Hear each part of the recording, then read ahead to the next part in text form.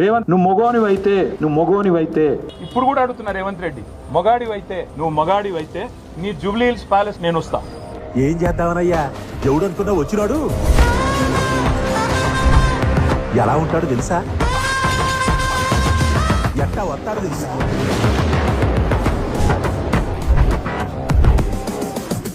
చిన్న వయసులోనే మన వాళ్ళందరినీ మసి చేసినోడు.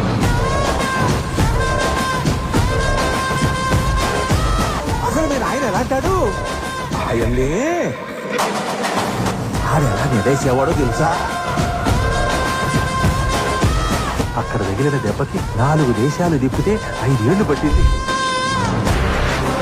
పక్క మీద నుంచి లేవడానికి. ఒక రకంగా చెప్పాలంటే ఇప్పుడు మీ నాయన బతుకుతున్నది బతికే కాదు, క్లారిటీగా చంపేయకుండా ఆ పెద్దావిడ బాధ ఆపుతుంది.